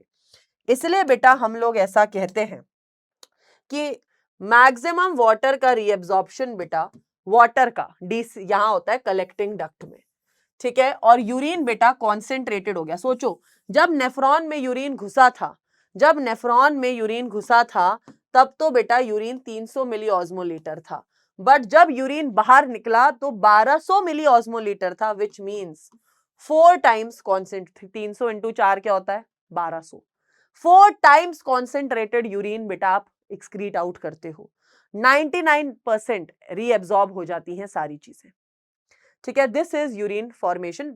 ये तो था बेटा सिर्फ ट्यूबुलर रीएब्सॉर्प्शन, पर आपको क्या लग रहा है अब ह्यूमंस बेटा is one of the most selfish species present on earth. तो यार ऑफ कोर्स सी बात है अब ऐसा तो नहीं है कि ये यूरिन को शांति से जाने देंगे, ये कहेंगे जैसे आपके घर में भी होता होगा कि अरे यार कचरे वाला वो गाड़ी आ ही रही है, गाड़ी वाला आया घर से कचरा निकाल, गाड़ी वाला आया घर से कचरा निकाल। तो बेटा अगर आपके वहां से कचरे वाली गाड़ी निकल ही रही है तो हम सब सोचते हैं अरे यार कचरा डाल ही देते हैं भाई साहब, तो ये यही होता है। तो बेटा यहां पर भी आसपास बहुत सारी ब्लड वेसल्स होती हैं जो क्या सोचती हैं कि यार अब यूरिन जा ही रहा है तो हम भी थोड़ी सी चीजें एक्सक्रीट आउट कर दें।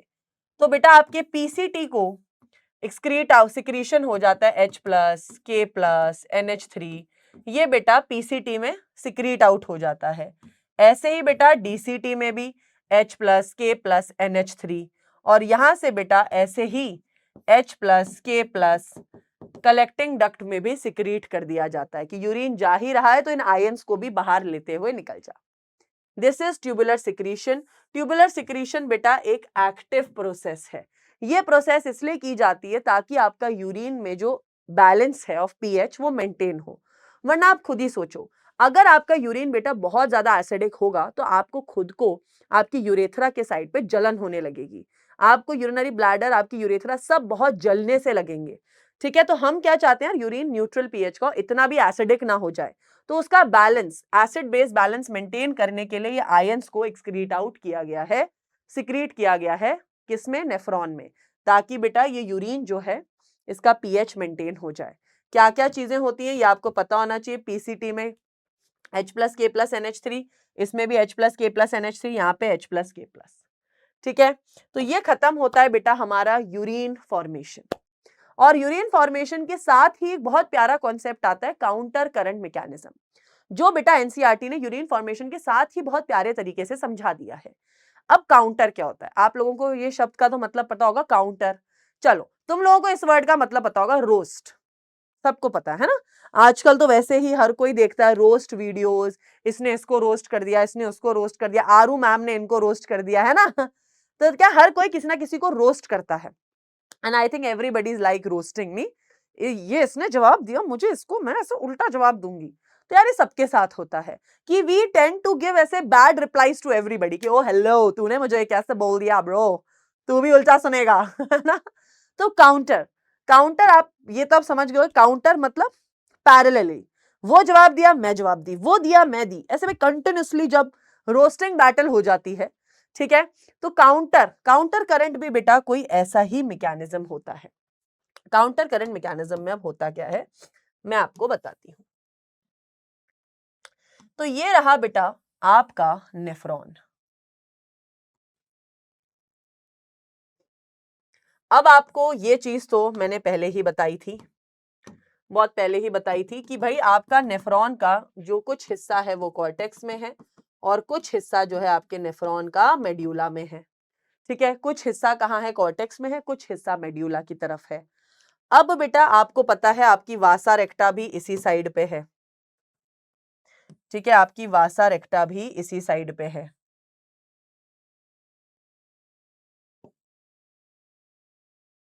ना।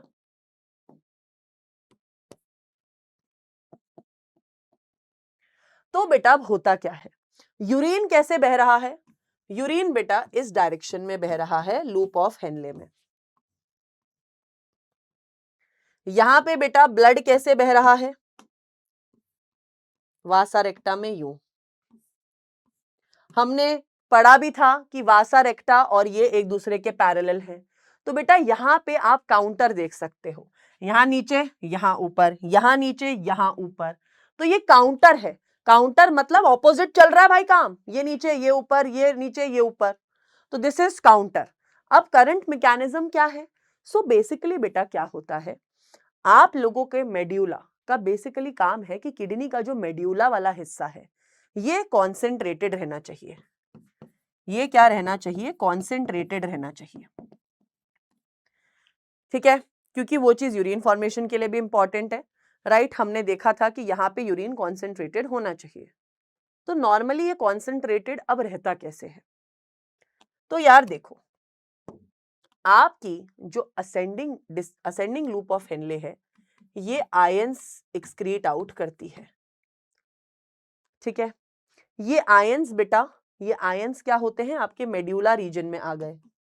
ठीक है, ये आयंस बेटा आपके मेड्यूला के रीजन में आ गए। कैसे आए, ये यहां से आप मान लो ये आयंस इस साइड भी आ गए। ठीक है, ट्रैवल करते करते ये आयंस आपके मेड्यूला के हिस्से में आ गए। पर आप में से किसी ने तो ये तो पूछा ही नहीं कि मैम आयंस तो निकल रहे हैं बट यहां से तो पानी भी निकल रहा था, फिर ये डाइल्यूट नहीं हो रहे क्या? बिल्कुल सही बात है, आपने आयंस निकाले फिर आपने पानी भी निकल रहा है तो डाइल्यूट हो जाना चाहिए। तो हम क्या करते हैं, इस पानी को इधर भेज देते हैं वासा रेक्टा के थ्रू, ताकि ये जगह कॉन्सेंट्रेटेड ही रहनी चाहिए, बिकॉज हमारा गोल है टू मेंटेन मेड्यूला कॉन्सेंट्रेटेड। तो ये वाटर को हम वासा रेक्टा से भेज देते हैं कि भाई तू निकल ले यहां से। पर फिर अगेन भाई ये भी तो वाटर भेज रहा है, अब क्या करें? कलेक्टिंग डक्ट भी यार वाटर भेजता है। फिर से हमें पता चला कि यूरिन जो है डाइल्यूट हो गया। तो बेटा कलेक्टिंग डक्ट को समझ है, इसलिए कलेक्टिंग डक्ट इसके साथ यूरिया भी एक्सक्रीट आउट करता है। ठीक है, यूरिया भी एक्सक्रीट आउट करता है ताकि इस मेड्यूला में यूरिया भी हो जाए। और यूरिया, सोडियम क्लोराइड, ये आयंस मिलाकर बेटा कॉन्सेंट्रेटेड माहौल बना के रखते हैं मेड्यूला में। ठीक है, इसलिए बेटा मेड्यूला का माहौल हमेशा कॉन्सेंट्रेटेड रहना चाहिए, और इसी को कहते हैं counter current mechanism. Counter current mechanism in short एक ऐसा तरीका है जो ऐसा एक फिनोमेना चल रहा है कि लूप ऑफ हेनले में भी यूरिन ऑपोजिट फ्लो कर रहा है, वासा रेक्टा में भी ऑपोजिट फ्लो कर रहा है। तो आपका नेफ्रॉन और आपके नेफ्रॉन के पास की वासा रेक्टा एक ऐसा माहौल बना रहे हैं कि ये वाला हिस्सा कॉन्सेंट्रेटेड हो। इन आयंस को तो मेड्यूला में छोड़ा जा रहा है, पर इस पानी को वासा रेक्टा लेके जा रही है। पर डीसीटी से जो पानी निकल रहा है कहीं वो न्यूट्रलाइज ना कर दे, वो डाइल्यूट ना कर दे, तो साथ में यूरिया भी निकल रहा है जो कॉन्सेंट्रेटेड रखेगा। तो यही होता है बेटा काउंटर करंट मैकेनिज्म। क्या है? Formed between loop of Henle and Vasa recta. ठीक है, इस मैकेनिज्म से क्या होता है, कॉन्सेंट्रेटेड यूरिन प्रोड्यूस करने के लिए हम चाहते हैं हाई ऑस्मोलैरिटी रहे मेड्यूलरी इंटरस्टिशियम, मतलब मेड्यूलरी एरिया में कॉन्सेंट्रेटेड रहना चाहिए। काउंटर करंट मैकेनिज्म में बेटा दो वासा रेक्टा की लिम्स, असेंडिंग और डिसेंडिंग वासा रेक्टा, असेंडिंग और डिसेंडिंग लूप ऑफ हेनले। और बेटा कैसे फिल्टर होता है, डिसेंडिंग लूप ऑफ हेनले बेटा, डिसेंडिंग लूप ऑफ हेनले पानी भेजती है असेंडिंग वासा रेक्टा को, और ascending loop of Henley ions भेजती है डिसेंडिंग वासा रेक्टा को। यही तो चल रहा है ताकि बस मेड्यूला भाई कॉन्सेंट्रेटेड रहे, यही एम है हमारा। तो काउंटर करंट मैकेनिज्म का इन शॉर्ट मतलब है मेड्यूला को भाई कॉन्सेंट्रेटेड रखने का है, तो आयंस को जैसे तैसे मेड्यूला में छोड़ दो, पर पानी को तुम ले जाओ भाया। क्लियर? तो बेटा जीएफआर एक हेल्दी इंडिविजुअल की क्या होती है, 125 ml per minute and 180 litre पर minute per day, which means both options are correct. Which of the following is not a process of urine formation? That is excretion. Excretion तो बाहर निकालना होता है। ठीक है, the liquid which is collected in the Bowman's capsule. बेटा Bowman's capsule के अंदर जब यूरिन फिल्टर आउट होके आता है, ठीक है, यूरिन यहाँ आता है तो इधर फिल्ट्रेट बनता है, तो उस फिल्ट्रेट में बेटा कॉन्सेंट्रेटेड यूरिन होता है, blood plasma minus blood proteins होता है, ग्लाइकोजन एंड वाटर होता है, सल्फेट्स एंड वाटर होता है। सो बेसिकली बेटा आपके इस फिल्ट्रेट के अंदर प्लाज्मा में से सारे प्रोटीन्स जो हैं वो निकल जाते हैं, मेनली प्लाज्मा फिल्टर आउट होता है। ठीक है, इस प्लाज्मा के साथ डेफिनेटली ग्लूकोज, आयंस वगैरह आ जाते हैं, बट प्लाज्मा फिल्टर आउट होता है। Tubular secretion helps in maintaining a proper acid base balance. भाई ट्यूबुलर सिक्रीशन का सीधा सा मतलब ही होता है कि एसिड बेस बैलेंस मेंटेन करना। कैसे? कौन से? रिमूविंग कौन से ions? That is H+, K+ and ammonia. तो अभी आपको जहां भी दिख रहे हैं टिक कर दो, सिंपल। ठीक है, on average how much volume of blood is filtered by the kidney? 1100 से 1200 ml। ठीक है, which part of the nephron is impermeable to water but allows transport of electrolytes actively or passively? बेटा वो हिस्सा होता है आपका असेंडिंग लूप ऑफ हेनले। ठीक है, असेंडिंग लूप ऑफ हेनले के थिन पार्ट में पैसिव रीअब्जॉर्प्शन होता है आयंस का, और थिक पार्ट में एक्टिव रीएब्जॉर्प्शन होता है आयंस का। वहां पानी के लिए इम्परमिएबल है पर इलेक्ट्रोलाइट्स निकल सकते हैं। मिनिमम रीएब्जॉर्प्शन किधर होता है बेटा? मिनिमम रीएब्जॉर्प्शन होता है असेंडिंग लूप ऑफ हेनले में। ठीक है, याद रखना, इसमें भी असेंडिंग लूप ऑफ हेनले में मिनिमम रीएब्जॉर्प्शन होता है। मैक्सिमम बेटा पीसीटी में होता है। Which of the following plays an important role in production of concentrated urine? बेटा कॉन्सेंट्रेटेड यूरिन के लिए काउंटर करंट मैकेनिज्म होता है जिसमें वासा रेक्टा और लूप ऑफ हेनले की वजह से ऐसा होता है। ह्यूमन किडनी बेटा नियरली कितने टाइम्स कॉन्सेंट्रेटेड यूरिन बनाती है? तो बेटा इनिशियली तो 300 मिली ऑस्मोलीटर थी, बट जब यूरिन बाहर निकला तो वो 1200 था, which means 4 times concentrated urine बनता है हमारा। अब आता है बेटा यूरिन डिस्चार्ज या मिक्चुरेशन, सुसु आना। Ma'am may I go to the toilet? जब बेटा आपका प्रेशर बन जाता है और यूरिन बाहर आता है तो बेटा आप around 1 to 1.5 litre per day urine बाहर निकालते हो, तभी बेटा कहते हैं जितना यूरिन आप निकाल रहे हो उतना पानी भी तो पियो। तो बेटा एटलीस्ट इसलिए कहा जाता है 2 लीटर मिनिमम पानी दिन का पीना चाहिए, बिकॉज उसमें से कितना पानी आपका बाहर भी चला जाएगा। 25 से 30 ग्राम यूरिया बाहर निकालते हो। यूजुअली बेटा पीएच होता है around 6 which is neutral. Around highly yellowish colour जो होता है आपका यूरिन का, येलो कलर इसलिए होता है बेटा क्योंकि उसमें एक पिगमेंट होता है जिसे कहते हैं यूरोक्रोम, राइट। ग्लाइकोस यूरिया क्या होता है बेटा? डायबिटीज के पेशेंट्स के अंदर, क्योंकि बेटा उसमें इंसुलिन हार्मोन खराब होता है डायबिटीज के पेशेंट्स में, तो उनके ग्लूकोज जो होता है उनके यूरिन में डिस्चार्ज होता है जिसे कहते हैं ग्लाइकोस यूरिया। कीटोन यूरिया क्या होता है? जब कीटोन बॉडीज यूरिन में निकलती हैं, ये भी अगेन डायबिटीज पेशेंट में होता है। The process of release of urine is called as micturition. ठीक है, अब बेटा एक डिफरेंस आपको पता होना चाहिए डायबिटीज मेलाइटस और डायबिटीज इंसिपिडस में। डायबिटीज मेलाइटस बेटा हम सबने सुना है, जब बॉडी में इंसुलिन हार्मोन रिलीज नहीं हो रहा या बहुत कम मात्रा में रिलीज हो रहा है या खराब हो गया है, तो बेटा इंसुलिन का हार्मोन का काम होता है जब आपने बहुत चीनी खाई होती है तो उस चीनी को कम करना हमारी बॉडी में, मतलब शुगर लेवल को रिड्यूस करना ब्लड में।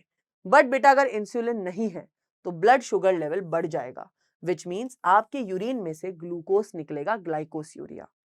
पर डायबिटीज इंसिपिडस क्या है? डायबिटीज इंसिपिडस बेटा इससे रिलेटेड नहीं होता। डायबिटीज इंसिपिडस होता है जब आपके यूरिन में पानी ज्यादा निकल रहा है, विच मीन्स आपका एडीएच हार्मोन वाटर रीअब्जॉर्प्शन करा ही नहीं पा रहा है। आपकी जो किडनी है, आपको पता है डीसीटी के पास जब तक एडीएच नहीं आएगा वो वाटर रीअब्जॉर्ब नहीं करेगी। तो बेटा no water reabsorption which means urine में पानी बाहर ज्यादा निकलेगा, जो कि बेटा आपकी बॉडी के लिए सही नहीं है। सोचो आपकी बॉडी को खुद को पानी रखना चाहिए बट वो पानी को बाहर ही निकाल रही है, दैट इज डायबिटीज इंसिपिडस।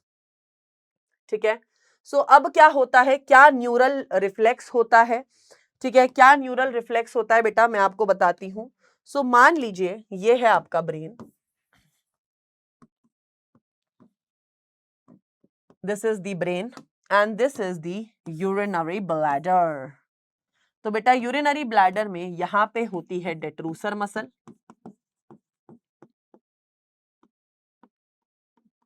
ठीक है, और ये है यूरेथ्रा जिसमें होता है यूरेथ्रल स्फिंक्टर। तो बेटा अब जैसे ही इसमें मान लो यूरिन भर गया तो यार यहां से बेटा सेंसरी न्यूरॉन्स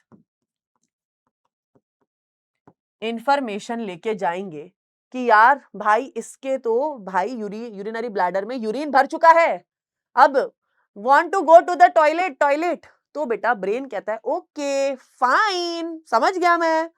तो बेटा ये सिग्नल देता है यूरिनरी ब्लैडर को मोटर न्यूरॉन से कि भाई डेट्रूसर मसल को बोलो वो रिलैक्स हो जाए।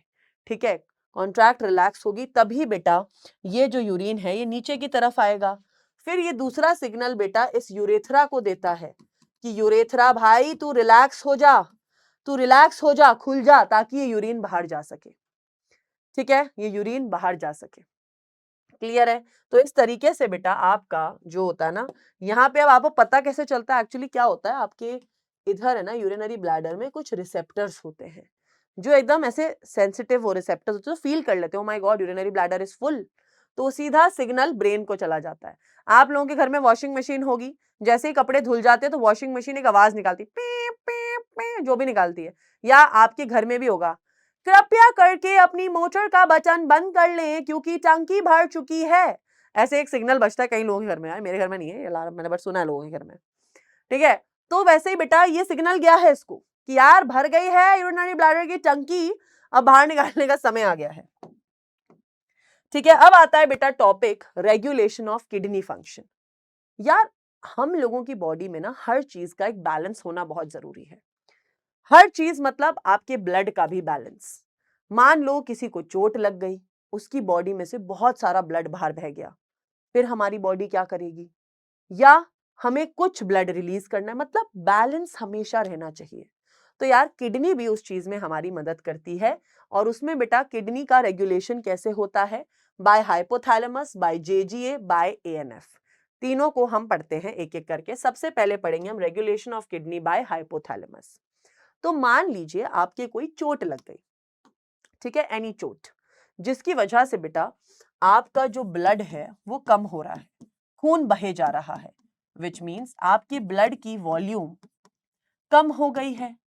तो बेटा आपके हाइपोथैलेमस के पास सिग्नल जाता है, आपके हाइपोथैलेमस के पास सिग्नल जाता है कि भाई ब्लड बह रहा है बहुत ज्यादा स्पीड से, ठीक है, अब ब्लड का लॉस हो गया है, तो हमें कुछ भी करके इस चीज को ठीक करना है।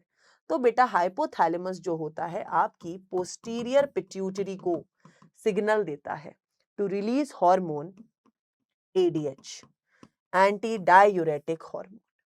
ये हार्मोन बेटा क्या करता है? वाटर का रीअब्जॉर्प्शन बढ़ाता है, वाटर का रीअब्जॉर्प्शन करवाता है, विच मीन्स ये ब्लड वॉल्यूम को बढ़ाता है, जीएफआर रेट को बढ़ाता है, ठीक है।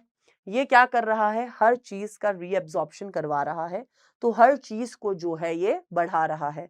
बिकॉज यार ब्लड वॉल्यूम कम हो गई थी, हमारी बॉडी में ब्लड कम हो गया था, तो हमें उस चीज को बैलेंस आउट करना है। तो ये पोस्टीरियर पिट्यूटरी बेटा हार्मोन रिलीज करती है जिससे हमारी ब्लड वॉल्यूम बढ़े, जीएफआर रेट बढ़े, चीजें जो है बॉडी के अंदर नॉर्मल होती जाएं। दूसरा होता है बेटा, this is very important, this is called as by JGA और रास। ये अगर आपके स्कूल एग्जाम में बेटा ये बहुत टीचर्स फेवरेट टॉपिक है ये, लाइक रास मैकेनिज्म बता दो, है ना, very favourite topic for examiners. NEET वालों का भी बहुत प्यार है इस टॉपिक से एक अलग। तो मान लीजिए बेटा आपको चोट लग गई, चोट लग गई मतलब खूब खून बह रहा है भाई, कंटिन्यूसली ब्लड वॉल्यूम गिर गई, जीएफआर गिर गया आपका, है ना, ब्लड वॉल्यूम। तो अब बेटा आपकी बॉडी में या तो हाइपोथैलेमस मदद कर ही रहा है, साथ में बेटा रास मैकेनिज्म है। रास का फुल फॉर्म होता है renin angiotensin aldosterone system. So basically होता क्या है, जैसे आपकी बॉडी को पता चलता है इसका तो खूब खून बह रहा है, तो आपका लिवर एंजियोटेंसिन सिक्रीट करता है। एंजियोटेंसिन बेटा कन्वर्ट होता है इनटू एंजियोटेंसिन 1 बाय रेनिन। अभी याद आया रेनिन किसने सिक्रीट किया था? जेजी सेल्स। जक्स्ट्राग्लोमेरुलर अपरेटस में पढ़े थे हमने जेजी सेल्स, एफरेंट आर्टीरियोल में। वो जेजी सेल्स से बेटा रेनिन सिक्रीट होता है जो इस एंजियोटेंसिन को एंजियोटेंसिन 1 में कन्वर्ट करता है। फिर ये एंजियोटेंसिन 1 एंजियोटेंसिन 2 में कन्वर्ट होता है बाय एंजियोटेंसिन कन्वर्टिंग एंजाइम। अब ये एंजियोटेंसिन 2 ब्लड वेसल्स को वैसो कॉन्स्ट्रिक्शन करता है, मतलब थोड़ा छोटा, ताकि ब्लड प्रेशर बढ़े तो ब्लड वॉल्यूम बढ़े। फिर बेटा ये पीसीटी को कहता है भाई रीअब्जॉर्प्शन बढ़ा, ज्यादा रीअब्जॉर्प्शन कर, ठीक है, जिससे जीएफआर रेट बढ़े, ब्लड वॉल्यूम बढ़े। सेम बेटा ये एड्रीनल ग्लैंड को सिग्नल करता है कि एल्डोस्टेरोन हार्मोन रिलीज करो, ताकि एल्डोस्टेरोन हार्मोन डीसीटी से आयंस का रीअब्जॉर्प्शन करा रहा था, तो जीएफआर बढ़ेगा, ब्लड वॉल्यूम बढ़ेगी। बेसिकली बेटा जब भी आपकी बॉडी में से ब्लड बाहर निकल रहा है, ब्लड का लॉस हो रहा है या ब्लड वॉल्यूम गिर रही है, तो हमारी बॉडी उसको कॉपरेट करने के लिए, उसको बचाने के लिए हर जगह से रीअब्जॉर्प्शन शुरू कर देती है, ठीक है। जैसे हाइपोथैलेमस ने क्या किया था? ब्लड वॉल्यूम बढ़ाने की कोशिश करवाई पोस्टीरियर पिट्यूटरी से। सेम बेटा लिवर ने एंजियोटेंसिन से एक्सक्रीट किया, इसलिए इसको एंजियोटेंसिन और एल्डोस्टेरोन मैकेनिज्म कहते हैं, साथ में रेनिन भी है। तो रेनिन एंजियोटेंसिन एल्डोस्टेरोन सिस्टम। यहाँ पे एंजियोटेंसिन ने एंजियोटेंसिन 1, एंजियोटेंसिन 2, एंजियोटेंसिन 2 ने 3 जगह पर काम करा, ब्लड वेसल्स में, पीसीटी में, और बेटा एड्रीनल ग्लैंड से काम करवाया डीसीटी में। ताकि बॉडी का GFR और ब्लड वॉल्यूम सही हो जाए। ठीक है, पर यार अभी तक तो मैम आप सिर्फ एक ही चीज बता रहे हो कि ब्लड वॉल्यूम जो है बढ़े जा रहा है, मतलब बढ़ा रहे हैं, बट कई कंडीशन तो ऐसी भी होती होंगी कि हमें घटाना पड़ेगा। यस, तो बेटा हो सकता है यार कई बार आपकी बॉडी में ब्लड प्रेशर कुछ ज्यादा ही हो गया है, ज्यादा ही ब्लड वॉल्यूम हो गया है, ज्यादा ही GFR हो गया है, तो उसको भी मेंटेन करना जरूरी है। तो वो चीज मेंटेन करता है बेटा ANF। ANF is atrial natriuretic factor. तो बेटा आपके हार्ट के पास ये फैक्टर होता है, हार्ट रिलीज करता है। ये ANF क्या करता है, ब्लड वेसल्स को डायलेट करा देता है, बड़ा कर देता है, जिससे ब्लड वॉल्यूम जो है और ब्लड प्रेशर जो है कम हो जाता है। ठीक है, फिर ये रास मैकेनिज्म को बंद कर देता है, इनहिबिट कर देता है कि रास मैकेनिज्म सॉरी तुम्हारी नीड नहीं है, इसे बंद करो। और एड्रीनल ग्लैंड को कहता है भाई बंद कर दे, एल्डोस्टेरॉन मत सिक्रीट कर, क्योंकि भाई उससे ज्यादा रीएब्जॉर्प्शन होगा, ब्लड वॉल्यूम बढ़ेगी, बट अभी हमें घटाना है। ठीक है, सो बेसिकली बेटा ANF फैक्टर ऑपोजिट काम कर रहा है हाइपोथैलेमस और रास मैकेनिज्म के। ये बेटा तब काम करता है जब हमें मैकेनिज्म्स बंद करने हैं, ब्लड वॉल्यूम को घटाना है, बीपी कम करना है, तो बेटा ANF that is atrial natriuretic factor काम करता है। ठीक है, अब आते हैं बेटा, आपको क्या लग रहा है सिर्फ किडनी से ही आपकी बॉडी में एक्सक्रीशन हो रहा है? नहीं, उसके अलावा भी बेटा जैसे आपकी लंग्स, लंग्स से बेटा मैम कैसे एक्सक्रीशन हो रहा है? क्यों? CO2 बाहर नहीं छोड़ रहे, CO2 भी तो हमारी बॉडी के लिए कचरा ही है। तो it eliminates 200 ml per minute CO2 and some amount of water vapour, हम लंग से एक्सक्रीट आउट करते हैं। लिवर बेटा, लिवर तो बेटा एक ऐसा ऑर्गन है जो आपकी बॉडी में कोलेस्ट्रॉल को कम करता है, तो eliminates cholesterol, degrade steroid, vitamin and drugs bile pigment के जरिए। ठीक है, ये क्या करता है? रिड्यूस करता है उन चीजों को। स्मॉल अमाउंट ऑफ वेस्ट बेटा आपकी थूक से भी निकलता है, दैट इज सलाइवा से, राइट? आपकी स्किन के थ्रू बेटा पसीने से, सीबम, ऑयल्स, आप देखना जब आप 2-3 दिन शैम्पू नहीं करते हो आपका स्कैल्प काफी ऑयली हो जाता है, क्योंकि बेटा सीबम्स रिलीज होने लगते हैं। आप बहुत ज्यादा देर कुछ करते हो, भागते हो, दौड़ते हो, आपकी बॉडी पसीना बाहर निकालती, कचरा बाहर निकालने लगती है। तो बेटा इसलिए अगर आपके पसीना ज्यादा आता है तो वो अच्छी चीज ही है, क्योंकि पसीना भी एक जरिया है जिससे आपके एक्सक्रीशन हो रहा है, बाहर कचरा निकल रहा है। Sweat gland, sweat, water, NaCl, urea, lactic acid, sebaceous gland, sebum, oil, wax, ये सब आपकी बॉडी से बाहर निकाल रही है। ठीक है, ये देख सकते हैं आप, पसीना आना, सलाइवा, ये बेटा ये कंडीशन फैटी लिवर होती है, जब लिवर बेटा हाथ जोड़ लेता है कि यार ये इंसान इतना कोलेस्ट्रॉल खाता है कि अब मैं इसको नहीं कर पाऊंगा। तो जब बेटा आपके लिवर के ऊपर बहुत कोलेस्ट्रॉल जम जाए, इस बीमारी को फैटी लिवर कहते हैं, वैसे बहुत लोगों में कॉमन है। ठीक है, लंग्स के थ्रू हम एक्सक्रीट आउट करते हैं। अब बेटा आखिरी टॉपिक आता है इस चैप्टर का, दैट इज डिसऑर्डर्स, बीमारियां।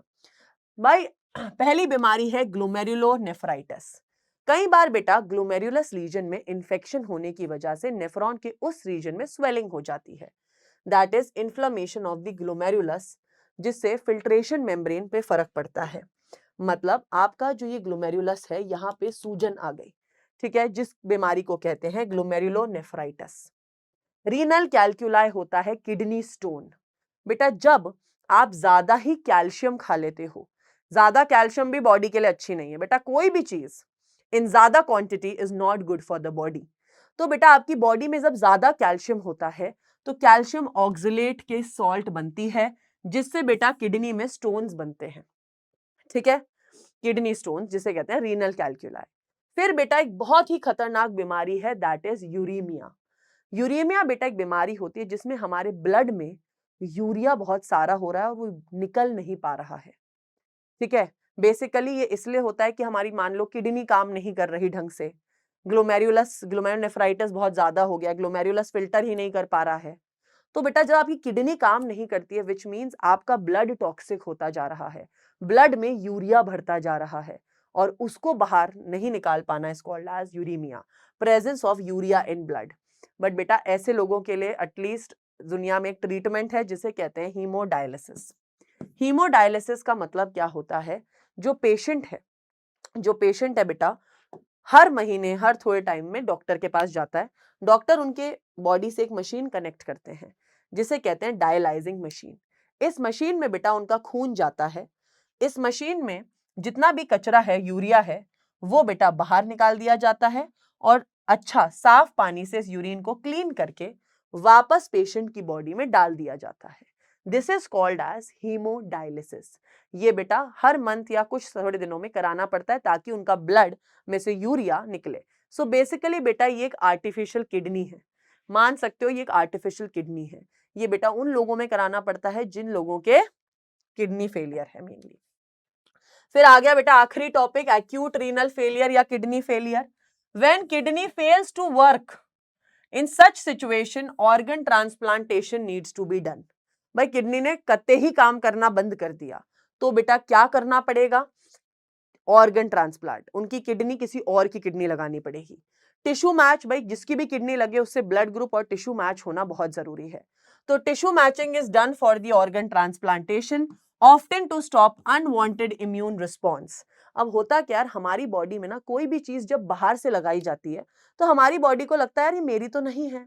मान लो यार तुम, एक बंदा है उसकी बॉडी में बंदे 2 की किडनी लगा रहे हो, तो यार हम उसकी बंदे 1 की बॉडी को लगेगा यार this is not my kidney, and then उसकी बॉडी के सेल्स अटैक करने लगेंगे उस किडनी को, एक्सेप्ट नहीं करेंगे। ठीक है, जिस वजह से बेटा पेशेंट्स को इम्यूनो सप्रेसेंट्स खानी पड़ती हैं ताकि उस पेशेंट की बॉडी खुद की ही उसकी जो नई किडनी लगी उसको मारने ना लगे। तो immuno suppressants are given to the patient to avoid unwanted immune response. जैसे बेटा साइक्लोस्पोरिन ए और कॉर्टिसोल दिया जाता है पेशेंट को ताकि इम्यून रिस्पॉन्स सप्रेस हो जाए। Angiotensin converted to angiotensin 1 by, ठीक है, रेनिन। एंजियोटेंसिन 1 में कन्वर्ट होता है by renin. Which of the hormone converts angiotensin into angiotensin 1? Renin. Which mechanism involves lowering of BP? BP कम करना, वैसोडाइलेशन करना। ये बेटा कौन से मैकेनिज्म से होता है कि यार ब्लड वेसल्स का वैसोडाइलेशन कर दिया, मतलब हम बीपी ब्लड वॉल्यूम घटाना चाह रहे हैं। ठीक है, तो एएनएफ मैकेनिज्म से हम ऐसा कर सकते हैं। Presence of glucose in urine is called as glycosuria and ketone bodies in urine is ketonuria. बेटा एक अडल्ट ह्यूमन कितने grams of urea per day excrete out कर सकता है? दैट इज 25 से 30 ग्राम। ठीक है, फिर आता है बेटा next, haemodialysis is done in the condition when person is suffering from uraemia. बेटा अगर कोई पर्सन सफर कर रहा है यूरीमिया से तभी बेटा हीमोडायलिसिस किया जाता है। रीनल कैल्कुलाई बेटा कैल्शियम ऑक्सिलेट के क्रिस्टल्स हैं जो बेटा एक्यूमुलेट हो जाते हैं किडनी में, जिसकी वजह से बेटा किडनी स्टोन बनते हैं। डन हो गया चैप्टर। तो बेटा अब आपको अपने नोट्स की रीडिंग करनी है, एनसीईआरटी की रीडिंग करनी है। आई होप आपको सब कुछ क्रिस्टल क्लियर हो गया होगा। अच्छे से क्वेश्चन प्रैक्टिस कर लीजिएगा। ठीक है, कमेंट सेक्शन में जरूर बताना आपको कैसा लेक्चर लगा। बेटा मैं पूरी कोशिश करती हूँ मैं पूरी एनसीईआरटी बेस्ड कंटेंट आपको प्रोवाइड करूँ, हम कुछ भी हिस्सा ऑफ एनसीईआरटी मिस ना करें। अब आपकी जिम्मेदारी होती है टीचर के पढ़ाने के बाद उसे खुद पढ़ना, ताकि बेटा वो चीज आपको और अच्छे से समझ आए। तो मिलते हैं नेक्स्ट क्लास में, तब तक के लिए bye bye everyone, love you all, bye.